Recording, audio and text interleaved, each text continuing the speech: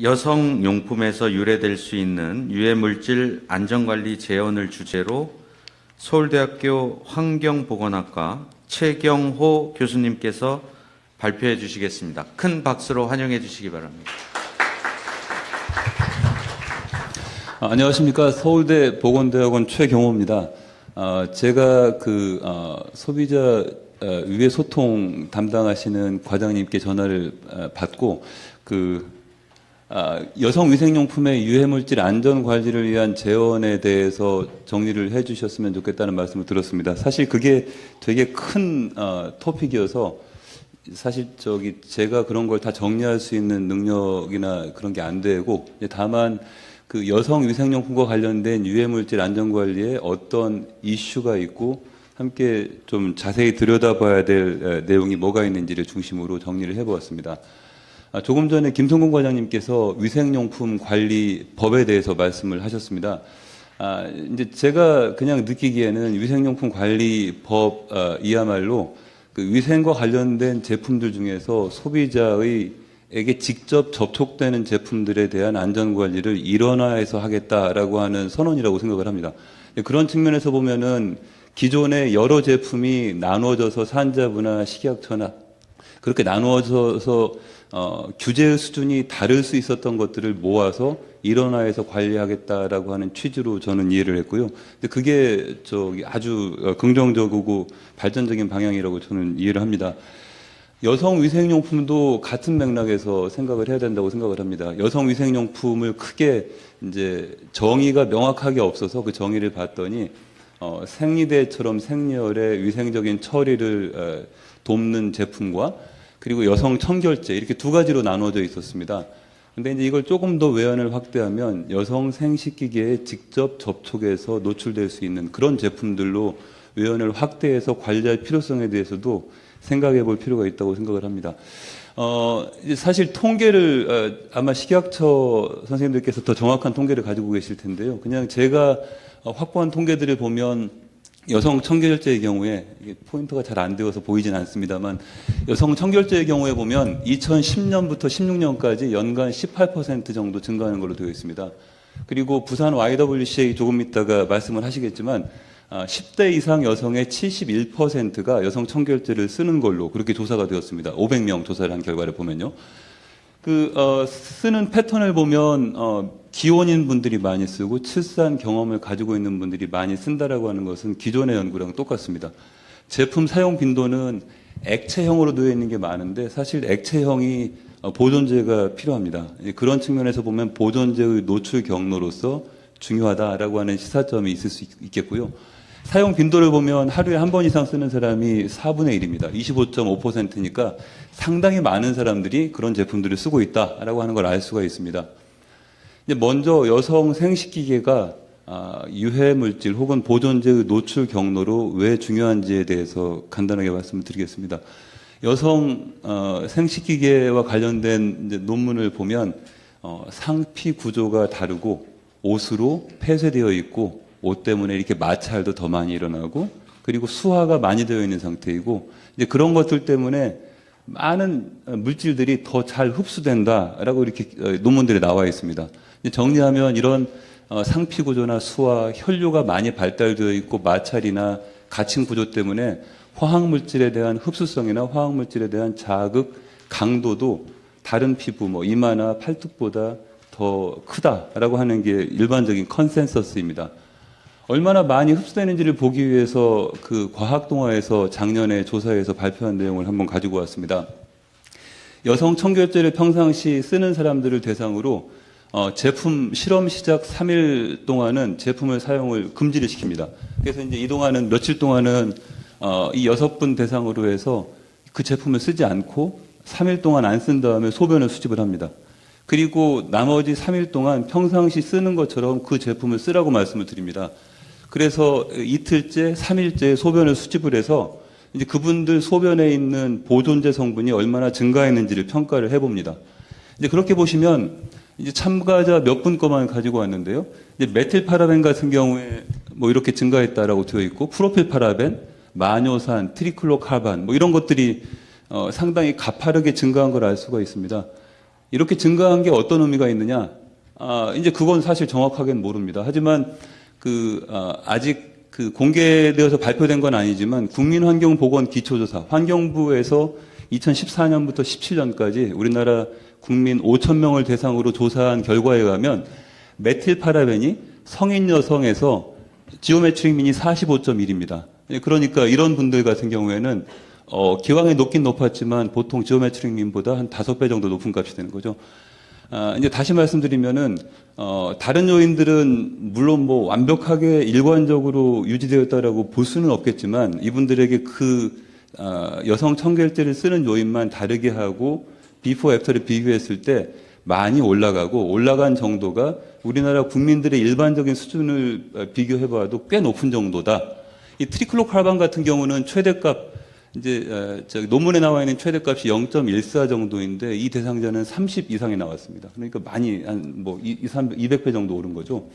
그래서 이제 이렇게 간단한 인터벤션만으로 쉽게 흡수될 수 있을 정도로 여성 생식기계가 보존제 같은 물질들의 노출 경로로 상당히 중요하다라고 하는 걸 일단 알 수가 있습니다.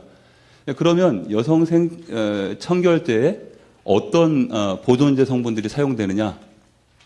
그런 것들을 쭉 한번 살펴봤습니다. 살펴본 방법은 그냥 가게에 가서 청결제를 사서 청결제에 있는 그 전 성분 표기 라벨을 보고 쭉 정리를 해보는 방식입니다.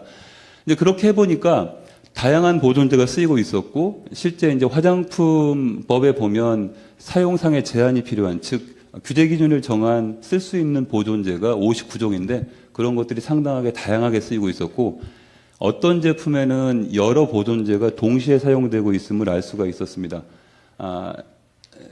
그래서 이제 그런 데서 사용된 보존제들의 중요한 독성이 어떤 게 있는지를 정리를 해보았는데 뭐 다 정리는 하진 못했습니다만 주로 뭐 피부 자극성이나 눈 자극성 같은 국소 독성이 메이저이긴 하지만 전신 독성, 생식 독성이나 돌연변이 원성, 알러지, 호르몬 변화 같은 시스테믹한 이펙트를 줄 수 있다라고 이렇게 알려져 있는 물질들도 상당히 많습니다.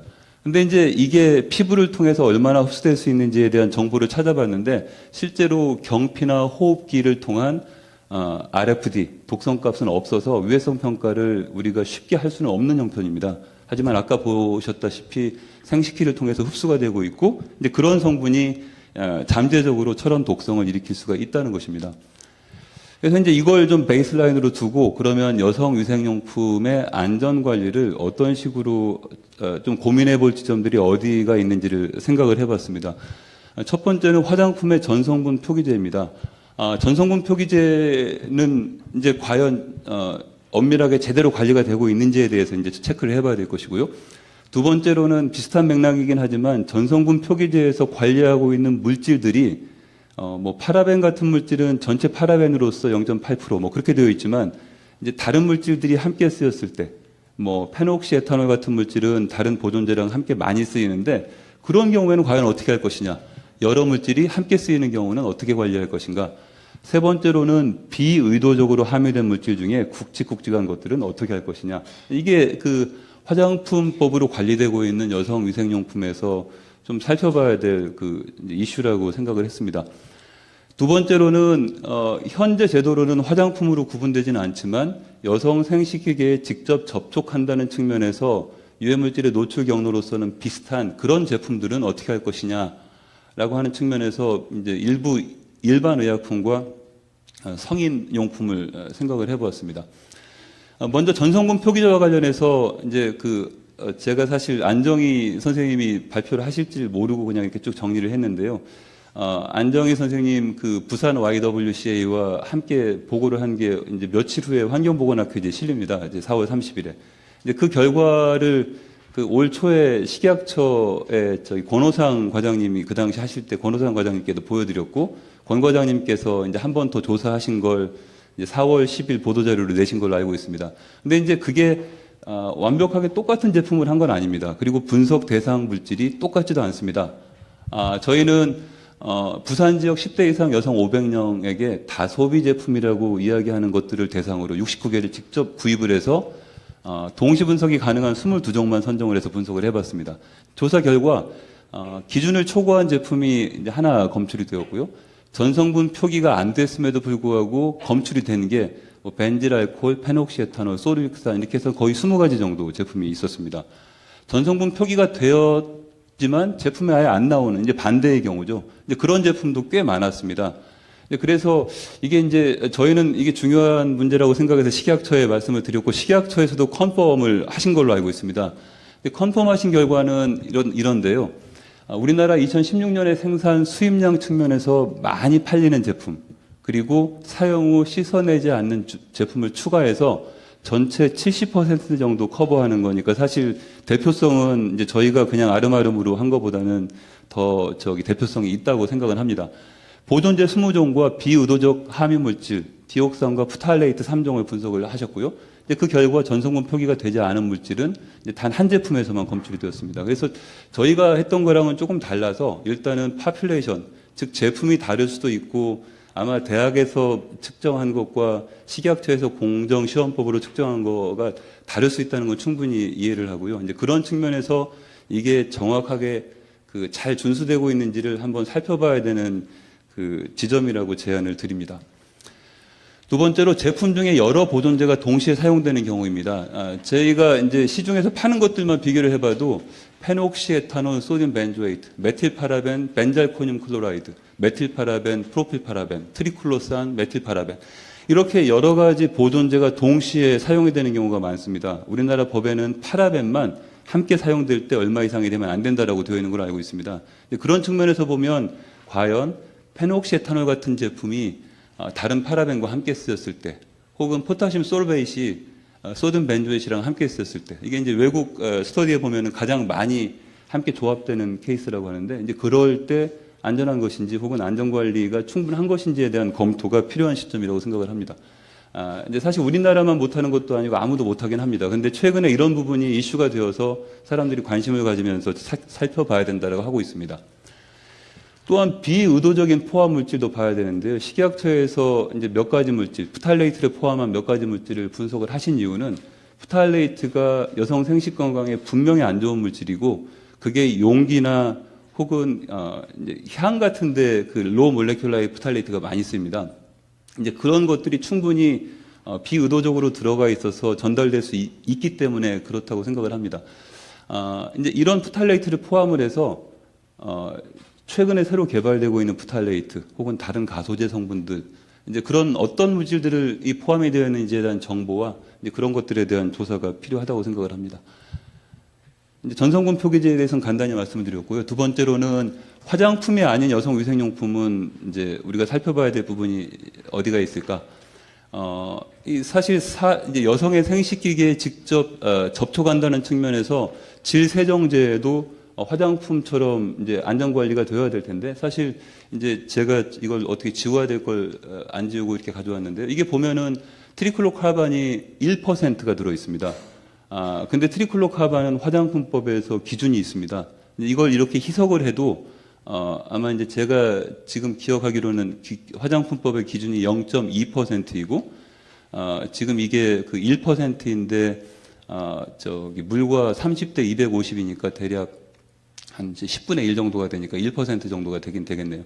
근데 이제 이런 것들이 실제 활성 성분처럼 쓰이고 있는데 그런 게 화장품이 아니어서 관리가 이제 안 되는 거는 조금 위생용품법에서 보는 취지와도 맞지 않다는 생각이 듭니다.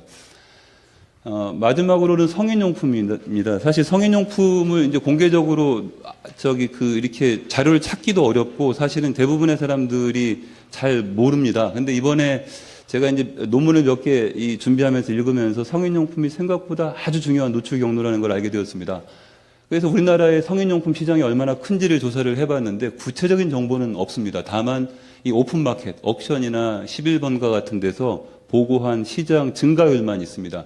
이제 그런 것들이 최근에는 이제 약간 공개된 이제 이런 보통 가게처럼 사람들이 자유롭게 가서 사고 하는 그런 분위기라고 합니다. 2006년에 덴마크 환경부에서 성인용품으로 인한 유해물질의 노출 가능성에 대한 조사를 해서 보고서를 낸 게 있습니다. 거기에 보면은 대부분이 중국제이고 주성분이 기술이 안 돼 있는데 뭐 젤리나 그런 것들은 PVC가 거의 대부분이고 그 PVC의 거의 대부분 70%가 가소제, 중량으로 70%면 무지막지한 양입니다. 그리고 이제 이런 뭐 막대형 제품에는 중금속 같은 게 들어있고 이런 트리메틸틴 같은 경우는 생식독성 가능성이 있는 물질들입니다. 그래서 이제 이런 걸 보면 이게 그 어쩌면 그냥 단순한 위생용품보다 이걸 쓰는 분들한테는 되게 중요한 그 노출 경로라고 생각을 해서 혹시 이제 이게 어디서 관리가 되는지를 나름 막 찾아봤는데 저는 잘 못 찾겠더라고요. 신문에서만 주간 동아에서만 봤습니다.